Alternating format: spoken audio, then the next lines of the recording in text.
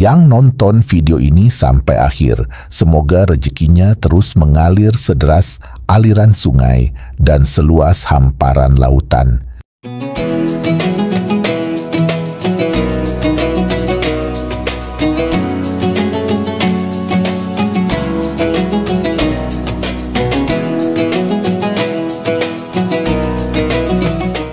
Assalamualaikum warahmatullahi wabarakatuh. Rasul pernah mengatakan, apabila kamu melintas di hadapan atau di sekitar taman-taman sorga, maka mampirlah kamu. Apa itu taman sorga ya Rasulullah? Kata Nabi, taman sorga di dunia itu adalah majelis-majelis ilmu atau majelis-majelis zikir.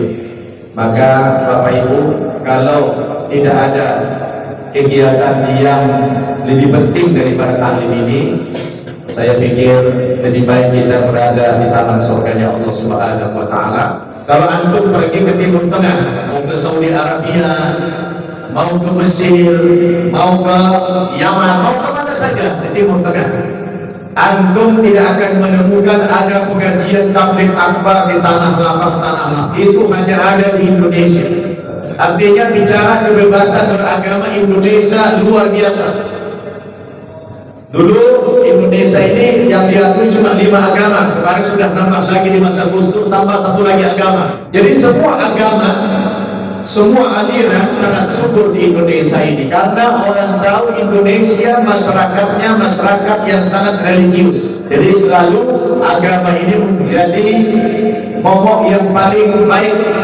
Sebab masyarakat kita adalah masyarakat yang sangat agamis, masyarakat yang taat beragama. Terlepas agamanya apa, tapi masyarakat kita boleh dikatakan masyarakat yang sangat mutadayyin, masyarakat yang sangat fanatik terhadap agama. Oleh karena itu saya membawakan tema urgensi dakwah kepada seluruh umat manusia. Saya punya pengalaman dakwah, alhamdulillah. Saya dulu di daerah-daerah kalau saya diundang ceramah selalu ditulis, hadirilah ceramah tabligh akbar dalam rangka Maulid Nabi atau Isra Mi'raj dengan penceramah Ustaz Nabawan dari Jakarta. Di bawah ditulis dai nasional. Saya protes, yang benar adalah dai internasional. Saya bilang, kenapa? Karena alhamdulillah saya sudah pergi dakwah ke 4 benua. Karena kalau menjadi dai tidak boleh menjadi dai lokal. Karena perintahnya dalam Al-Quran, tidak kami utus engkau Muhammad terkecuali kepada seluruh umat manusia. Jadi Nabi Muhammad itu diutus oleh Allah kepada seluruh umat manusia. Berbeda dengan nabi-nabi yang terdahulu. Nabi-nabi yang terdahulu diutus hanya kepada umat, kaum dan bangsa tertentu saja. Nabi-nabi dulu hanya ditugaskan berdakwah kepada masyarakatnya saja, artinya nabi lokal. Tapi nabi kita nabi internasional yang diutus kepada seluruh umat manusia. Tapi sayang, umur beliau pendek, tapi tugasnya besar. Umur dakwah beliau cuma berapa? 23 tahun, 13 tahun di Makkah, 10 tahun di Madinah. Karena umur dari 0 sampai 40 tahun Nabi kita belum menjadi Rasul, masih menjadi manusia biasa. Belum diangkat menjadi Rasul umur 40 tahun, meninggal umur 63 tahun.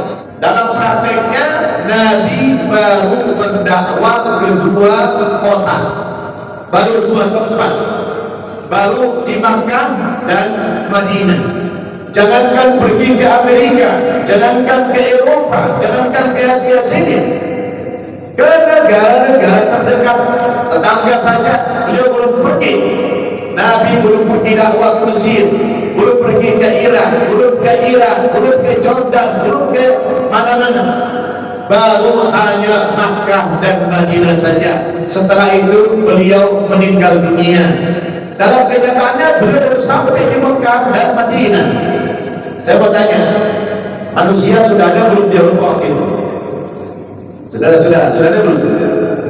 Di Cina sudah banyak. Indonesia sudah ada belum manusia di zaman Nabi? Saya yakin sudah ada. Tapi beliau belum sampai pergi kemana-mana.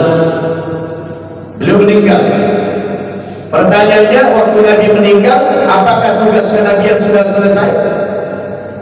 Sudah selesai belum tugas kenabian? Belum. Kalau Islam sudah sempurna. Pada hari ini telah kusempurnakan agamamu Muhammad, kata Allah, yaitu agama Islam. Telah kucukupkan nikmatku kepadamu, waraditu lakum al-Islam madinah, dan aku ridho Islam itu menjadi agamamu. Sejak turun ayat penutup ini, bahwa Islam itu tidak ada kekurangan sedikit pun. Islam itu sudah sempurna. Maka kita umat Islam tidak perlu membuat inovasi-inovasi baru dalam Islam ini, karena tidak ada yang kurang lagi dalam agama Islam. Islam itu agama yang sempurna sudah. Kenapa ada kalimat al-yawma akmaltu lakum dinakum, pada hari ini agamamu telah kusempurnakan? Karena semua nabi itu beragama Islam. Mulai dari zaman Nabi Adam, Nabi Idris, Nabi Nuh, semua nabi. Tidak ada satupun nabi yang tidak beragama Islam. Cuma di masa itu Islamnya belum sempurna. Sempurnanya di zaman Nabi kita Muhammad sallallahu alaihi wasallam. Tidak ada lagi kekurangan Islam. Semua apa yang dikerjakan umat atau nabi-nabi yang terdahulu ada di dalam ajaran Islam. Umat dulu, Nabi dulu sholat, kita juga sholat. Nabi dulu puasa, kita juga puasa. Nabi dulu haji, kita juga berhaji. Nabi dulu berzakat, kita juga berzakat. Bahkan di zaman Nabi Muhammad ini jauh lebih sempurna daripada nabi-nabi yang terdahulu. Maka agama kita sudah sempurna. Jangan coba-coba lagi mencari atau membuat inovasi-inovasi di dalam agama Islam yang ada saja belum terpraktekkan, belum teramalkan, apalagi yang baru. Kalau begitu, tugas kenabian belum selesai, belum. Siapa yang melanjutkan tugas kenabian ini? Ya umatnya. Maka kata Allah, kuntum khayra ummatin ukhrijat linnas. Kamu umat Muhammad, umat Islam ini tampil sebagai umat yang terbaik, ukhrijat linnas, yang dikeluarkan kepada seluruh umat manusia. Kepada seluruh umat manusia, bukan kepada umat tertentu. Seluruh umat manusia. Manusia yang mana saja wajib disampaikan dakwah. Bahkan kita ini umat yang terbaik.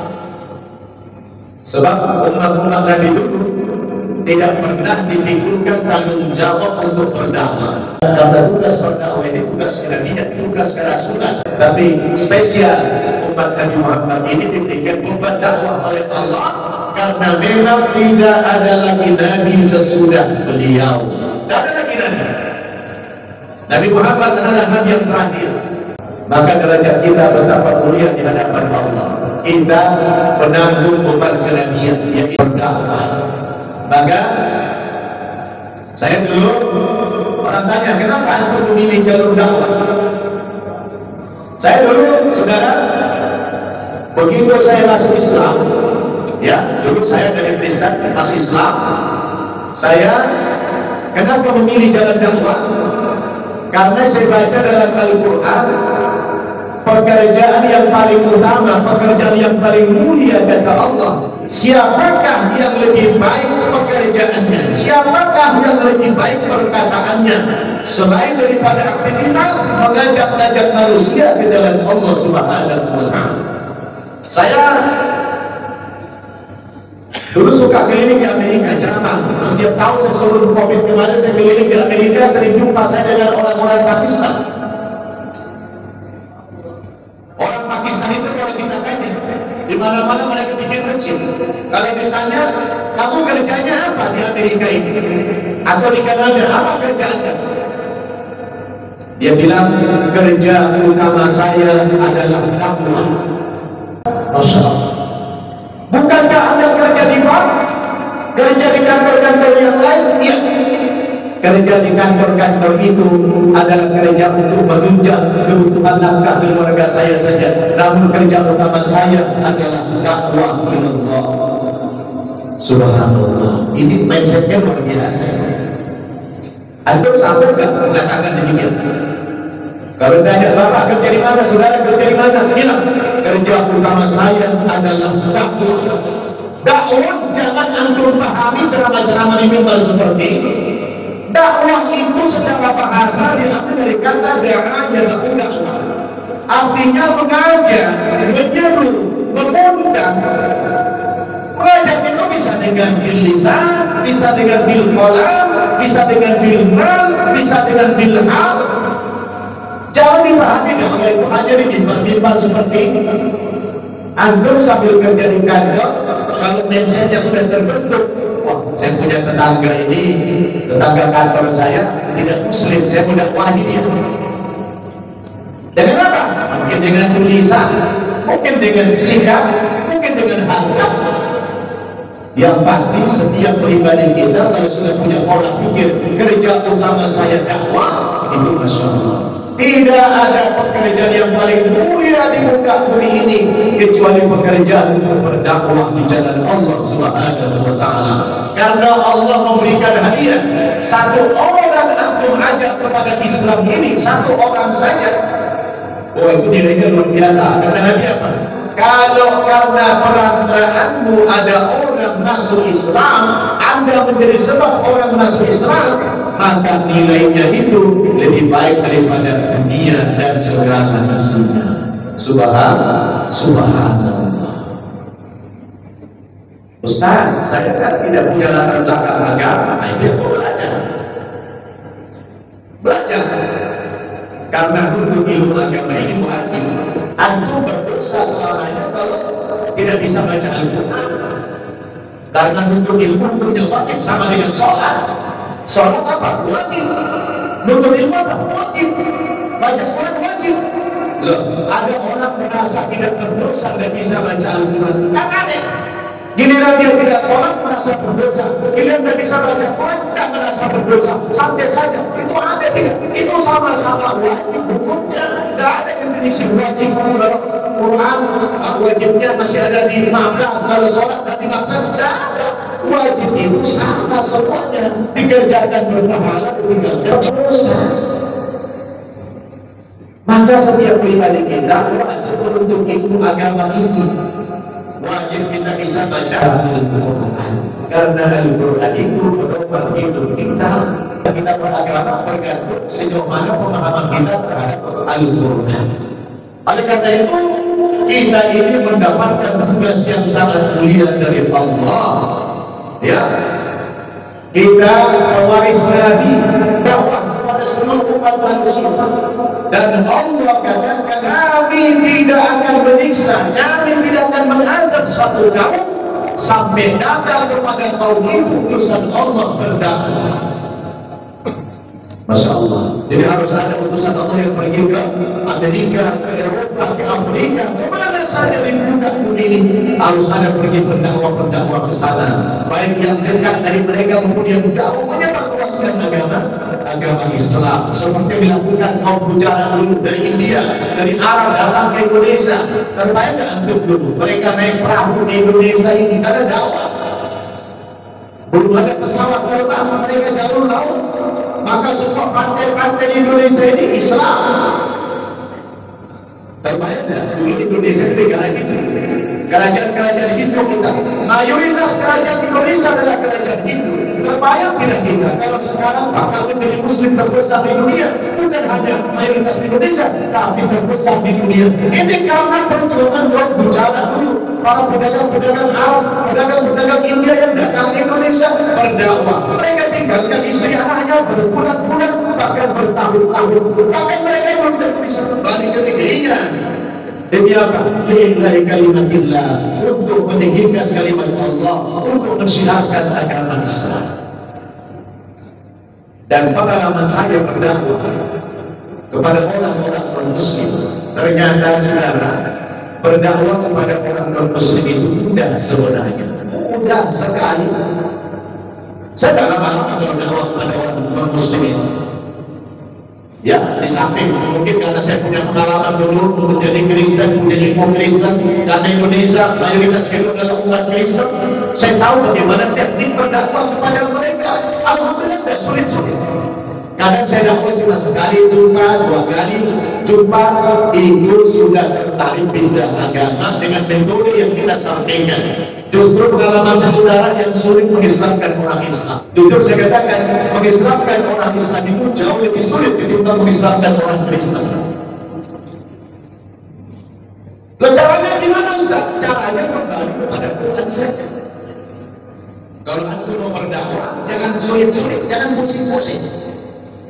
Mencari cara, teknik, usul, tidak usah. Di Quran sudah ada teknik, sudah ada metodologi. Bagaimana cara berdakwah yang mudah sehingga orang tertarik kepada Islam.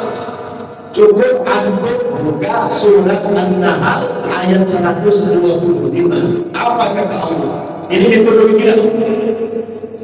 Ud'u ila sabili rabbika bil hikmah wal mau'izatil hasanah wajadilhum billati hiya ahsan.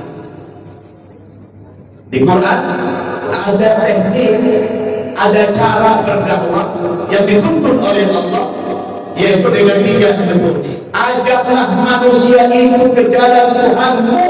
Dengan cara apa Anda mengajak mereka supaya mereka tertarik kepada Islam ini? Yang pertama, berhikmah. Yang kedua, mau'izah al-hasanah. Yang ketiga, jidal, wajadilhum billati hiya ahsan. Apa itu bil-hikmah? Bil-hikmah itu maknanya luas, bisa diartikan bil-ilmi, dengan ilmu, dengan konsep. Jadi antum kalau dakwah kepada orang non-muslim yang intelek, yang berpendidikan tinggi, gak bisa kita dakwah kepada mereka pakai sembako, karena uang dia lebih banyak dari kita. Tapi antum dakwah kepada dia dengan konsep, dengan ilmu. Sampaikan kepada mereka keunggulan Islam, kehebatan Islam.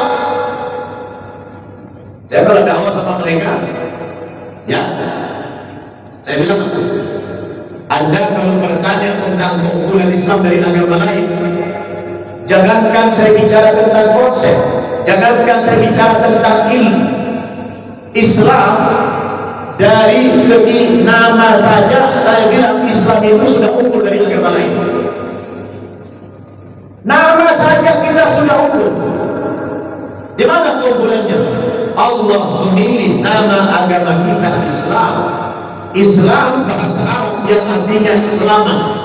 Sebuah nama yang netral, yang tidak disandarkan kepada nama tokoh, nama suku, nama bangsa, nama daerah maupun nama pergi, cocok bagi semua suku bangsa dan cocok bagi semua warna kulit. Mau warna kulitnya hitam, mau putih, mau coklat, cocok.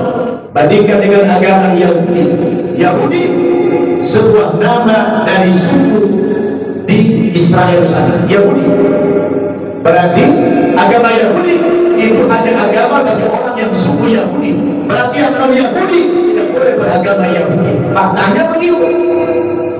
Maka antum jangan khawatir, kita jangan takut bahwa masyarakat tentara Israel Zionis memerangi rakyat Palestina.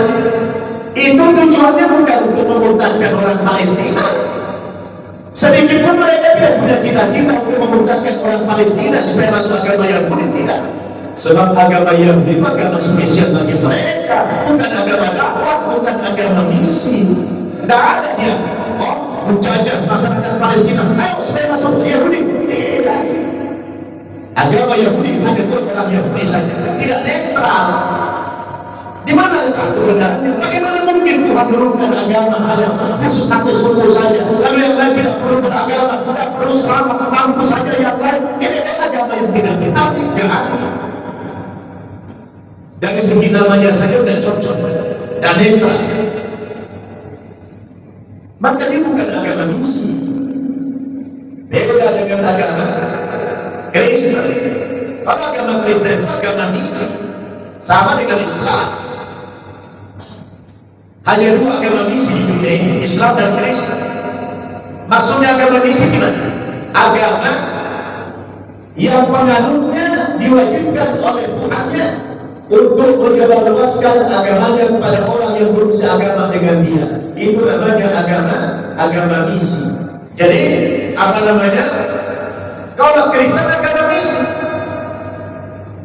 Sebutkan dalam Injil Matius pasal 28 ayat 19. Pergilah kamu ke segala penjuru dunia, jadikanlah semua bangsa menjadi muridku, dan baptislah mereka dalam nama Bapa, Anak, dan Roh Kudus. Orang Kristen wajib mengkristenkan orang yang belum Kristen. Islam juga agama misi. Tidak kami utus Nabi Muhammad kecuali kepada seluruh umat manusia, baik Kristen maupun Islam. Itu agama misi, agama dakwah. Orang Kristen wajib mengkristenkan orang yang belum Kristen. Orang Islam wajib mengislamkan orang yang belum Islam. Tapi Yahudi tidak. Maka agama Yahudi bukan agama yang netral. Nasrani dari kata Nazaret itu tempat kelahiran Yesus di Bethlehem. Saya sudah 2 kali pergi ke sana. Itu juga bukan agama yang netral, disandarkan kepada nama tempat. Satu, keunggulan dari segi ritual. Coba lihat, tidak ada agama di muka bumi ini yang antum pergi kemana pun sehebat dalam Islam. Antum mau pergi ke Amerika, mau ke Eropa, mau ke Australia, mau ke negara mana, antum mau salat Jumat, cari-cari masjid, ketemu masjid, tiba-tiba orang sudah salat, antum langsung bisa bertakbir tanpa harus bertanya sudah rakaat berapa. Antum langsung takbir Allahu Akbar, bisa masuk. Coba lihat agama lain, mana ada? Orang Kristen mau pergi ibadah di Amerika sana, dia harus registrasi dulu, harus daftar dulu, harus belajar bahasanya dulu, harus belajar nyanyiannya dulu. Berapa lama dia butuh waktu? Kita Masya Allah undanglah manusia untuk mereka ibadah haji kata Allah. Coba lihat, dari seluruh dunia orang berkumpul melaksanakan ibadah haji. Semua caranya sama, tujuannya sama, pakaiannya sama di seluruh dunia.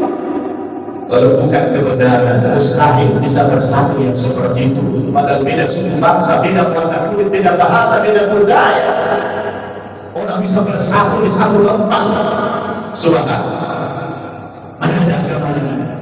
Saya sudah masuk ke sebuah tempat suci orang-orang agama. Saya sudah pernah masuk ke Vatikan. Saya sudah pernah masuk ke Bethlehem. Tak ada sehebat seperti kita masuk ke Masjid Al-Haram. Yang luar biasa itu. Kita kompak bersama. Orang Kristen ada yang Protestan, nggak mungkin yang pergi ke Vatikan, beda caranya. Orang Katolik pergi ke Bethlehem, beda caranya. Kita organisasinya Pak Muhammadiyah boleh apa? Sama semua tata caranya. Keunggulan agama kita dari segi ritual. Salamnya coba lihat, umur. Assalamualaikum lintas waktu, mau pagi, mau siang, mau sore, mau malam. Assalamualaikum doa. Coba kalau mereka selamat pagi, selamat sore, selamat siang. Sehingga ada cerita, ada orang Batak, anaknya kuliah di Amerika. Pagi-pagi maknya telepon dari Jakarta, selamat pagi nak, kata maknya. Mau mama, katanya di sini sudah malam nak. Di sini pagi, di sana malam. Netral tidak netral. Coba kalau assalamualaikum. Dari segi kulit-kulit begini saja Islam itu sudah unggul. Apalagi kalau sudah menerangkan tentang keunggulan Islam dari konsepnya, dari Al-Qur'annya. Subhanallah. Bicara Quran luar biasa. Maka ini cara kalau kita ingin dakwah kepada orang non-Muslim, berhikmah dengan cara ilmu. Insya Allah mereka dapat hidayah. Karena tidak semua orang non-Muslim itu intelek. Ada juga orang-orang yang di kampung, di pelosok, yang tidak sekolah, yang tidak punya pendidikan. Bagaimana cara dakwah kepada mereka? Kata Allah, ada cara yang kedua, wal mau'izatil hasanah. Dakwahnya itu bil hal, dakwah yang konkret. Orang-orang di kampung tidak butuh ilmu. Orang-orang di kampung tidak butuh konsep. Saya pernah ceramah di MTN di Kupang. Saya ceramah di Kupang, di komplek BTN. Ya, ketika saya ceramah di sana, jamaah yang hadir itu hanya sekitar 200 orang, tapi polisinya 400 orang, 2 kali lipat. Kenapa? Kenapa lebih banyak polisi? Mereka tahu saya dulu dari Kristen. Oh, ngapain lagi sinar bapak ini? Dakwah jangan mengislamkan orang yang cengeng. Takut banget mereka. Karena mereka tahu sudah dari YouTube saya banyak mengislamkan orang-orang non-Muslim. Khawatir mereka. Maka sejak itu saya tidak boleh berceramah di mimbar kalau saya NTT, tapi saya dakwahnya ke kampung-kampung dengan cara apa? Mau'izah al-hasanah, dakwahnya yang konkret, dakwahnya tidak dengan ceramah, tidak bicara, dakwahnya dengan perbuatan. Ketika kita pergi ke pelosok-pelosok, kita tidak banyak bicara, tapi kita banyak berbuat. Saya kalau ke sana harus banyak uang banyak. Kenapa? Masyarakat NTT itu masyarakat yang sulit ekonominya, masyarakat yang susah sekali. Saya lihat dakwah ke sana, mungkin dengan cara ini mereka akan tertarik masuk agama Islam. Karena saya ambil dengan ilmu dulu waktu di Kristen kan. Penceramah Kristen dengan misionaris Kristen dengan ustadz-ustadz kan beda. Biasanya kalau misionaris kan pergi ke daerah-daerah membawa agamanya itu kan bawa oleh-oleh dia. Ada yang ditenteng, betul kan? Kalau ustaz, mana pernah ustaz pergi nak bawa tentengan? Pulang yang bawa tentengan. Saya kalau dakwah kemana-mana nggak pernah bawa tentengan saya. Cuma kalau pulang bawa tentengan. Tapi kalau orang Kristen pendeta perginya bawa tentengan, pulang bawa orang dia. Oh ini sendiri ini ilmunya ini. Dan boleh kita terapkan dalam Islam. Mau visualkan sama kita. Iya kan? Akhirnya Pak saya singkat, waktunya sudah terlewatkan. Saya mau tunjukkan keberhasilan metode dakwah saya. Nah ini saya ada di pesantren Mu'alaf. Kalau ada yang mau Mu'alaf pengen belajar, silakan datang ke pesantren kita. Ini pesantren saya di pesantren Mu'alaf ini di Wintarnya Putra. Ini yang pesantren putrinya, ya. Ini yang saya bangun di NTT. Saya buka cabang di NTT juga, pesantren Mu'alaf. Di NTT ada sedikit 3. Silakan yang mau belajar nanti Mu'alaf gratis, tidak ada biaya sama sekali. Bagaimana metode dakwah saya? Dakwah yang konkret. Ketika saya datang ke daerah-daerah pelosok itu, mereka saya susah sekali mendapatkan air. Kebetulan NTT mayoritas Kristen, Protestan maupun Katolik, Muslim di provinsi cuma 8% saja. 92% penduduk NTT itu adalah Kristen maupun Katolik. Terbesar di Indonesia itu adalah NTT. Papua itu populasi Muslimnya masih 35%. Kampung saya Tapanuli Utara masih tinggi populasi Muslimnya. Tapi NTT itu Muslim seprovinsi itu hanya sekitar 8-10% saja Muslim. Sehingga saya dakwah ke sana dengan metode ini. Mula-mula saya tawarkan kepada keluarga di sana, karena mereka tidak ada air. Saya bilang, boleh nggak saya pour air di sini? Nanti kalau dapat air, saya buat pipa, saya salurkan ke rumah-rumah warga. Niat saya cuma dakwah saja. Senanglah orang-orang di sana. Kebetulan di tempat itu sangat jarang yang beragama Islam. Senang mereka. Saya coba buat datangkan alat berat seperti ini, tidak berhasil saya. Sudah pindah-pindah berapa tempat, tidak berhasil. Saya tidak bisa nakal karena saya sudah tingkat berdakwah. Akhirnya saya coba membantu warga di sana dengan membeli air kayak gini, pakai tangki. Satu tangki itu kebetulan murah, cuma 200.000. Tapi 200.000 ini sudah bisa mendapatkan berapa puluh rumah. Senanglah mereka. Warga-warga di sana luar biasa senangnya. Kenapa? Karena pendeta-pendeta mereka tidak pernah melakukan hal yang demikian. Ini saya ustaz, kok mereka senang ada program saya seperti ini. Mereka respect. Saya persingkat sampai 10 hari. Efek daripada dakwah saya seperti ini, tiba-tiba datang seorang bapak kepada saya, namanya Pak Matius, beragama Katolik. Dia datang kepada saya, Ustaz, beta lihat Ustaz itu baik sangat. Kalau orang sana bilang sangat baik itu dibalik, baik sangat.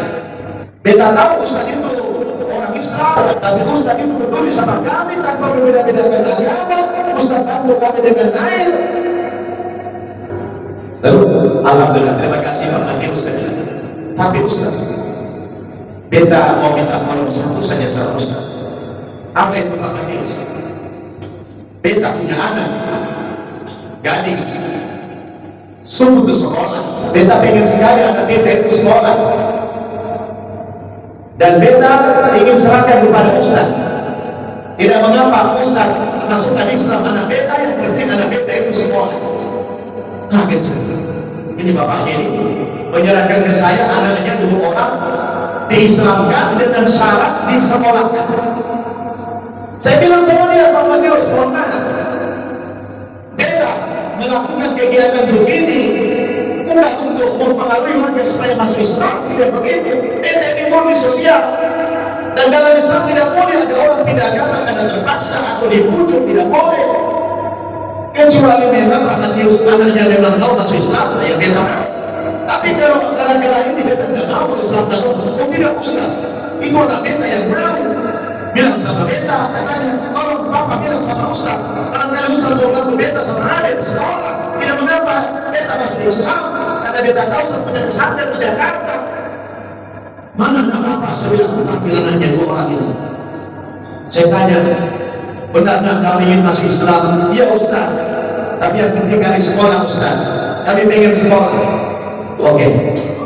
Ini sekolah saya Islam, yang dapat Ustaz beta masuk Islam. Oke, kalau begitu, ini bapaknya menyerahkan ke saya anak 2 orang ini. Saya bilang sama Pak Madri, bikin surat pernyataan masuk Islam. Penyerahan anak 2 orang diislamkan di atas materai. Nah, bikin. Lalu saya sadarkanlah di rumah. Saya sadarkan 2 anak beliau ini.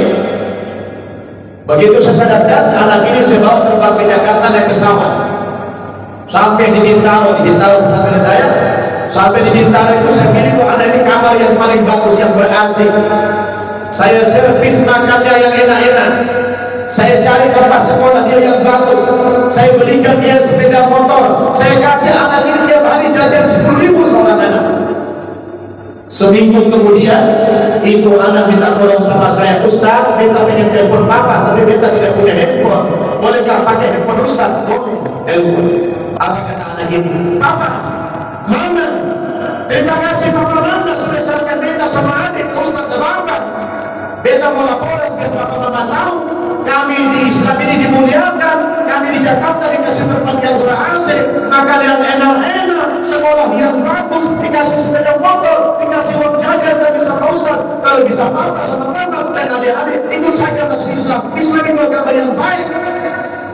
Itu saya nangis Bapak Ibu, dan bapaknya itu nangis mendengarkan telepon daripada anak itu.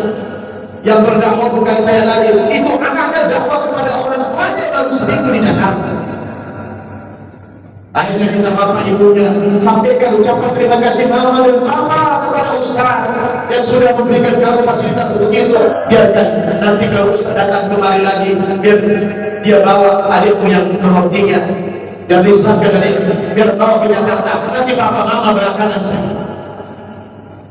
Akhirnya datang lagi saya ke sana, benar janji bapaknya akan diserahkan adiknya yang ketiga, anaknya yang ketiga ini. Saya islamkan bawa lagi ke Jakarta. Tetangga-tetangganya Pak Matius ini nanya, kata Pak Matius ini, anak beta sudah di Jakarta, itu dibawa Ustaz Rahmat ya. Anak beta itu sunnah Islam. Katanya boleh sekolahkan di Jakarta, sekolah pesantren, dan di sana katanya enak. Kita itu dikasih makan enak-enak, dikasih kendaraan, dikasih jajan. Dikira tetangganya marah, rupanya tetangganya ini. Datang lagi saya ke sana, Bapak Ibu, dititip anak tetangga satu. Saya sadarkan bawa ke Jakarta. Rupanya berita sudah menyebar. Ustaz Rahmat baik dan suka membantu orang-orang miskin dan menyekolahkan anak-anak yang putus sekolah. Berita menyebar kemana-mana. Akhirnya anak-anak orang di sana berebut orang tua menyerahkan kepada saya anak-anak mereka untuk diislamkan. Beta yang mampus. Kenapa harus bawa ke Jakarta pakai pesawat? Satu orang 2 juta. Bawa dari sana kita naik kapal, dari kapal laut itu lama 1 minggu baru sampai Jakarta. Beta bawa pakai pesawat. Cuma subhanallah, orang kalau menolong agama Allah, saudara-saudara, kalian kamu tolong agama Allah, tolong kamu. Saya kalau biasa mengislamkan orang, saya upload di YouTube. Rupanya staf-staf kedutaan negara-negara Arab di Jakarta ini suka nonton video-video saya pengislaman. Mereka lapor kepada para duta besar itu, kalau ada seorang ustaz di Jakarta yang kerjanya Islam-Islamin orang, programnya sangat bagus, maka para duta besar negara-negara Arab di Jakarta ini tertarik dengan cara dakwah saya.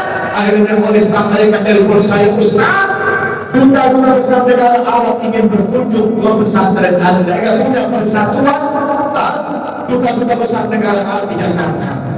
Maka suatu hari saya mengislamkan, saya dikunjungi oleh para duta besar negara Arab. Ini ada duta besar Saudi Arabia, ada duta besar negara Irak, ada Libya, ada Sudan, ada Emirat, ada Yaman, ada macam-macam.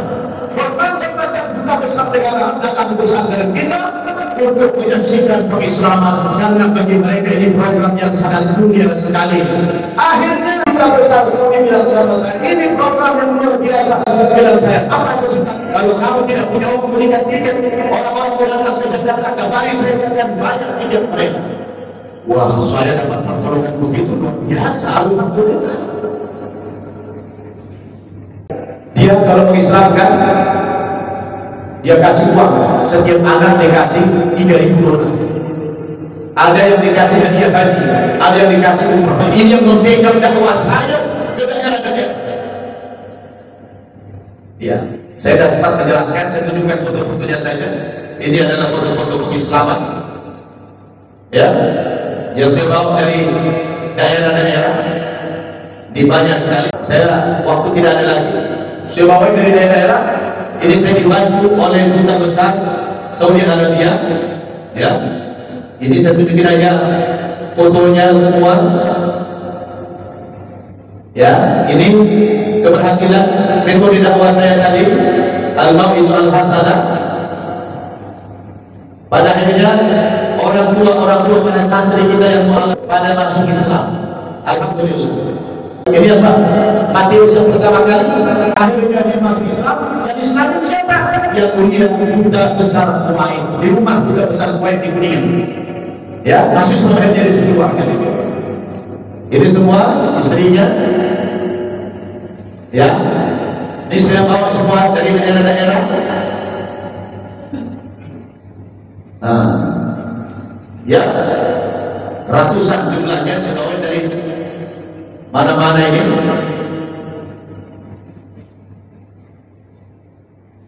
Ya, saya nggak ada waktu lagi. Saya tunjukin foto-fotonya aja lah.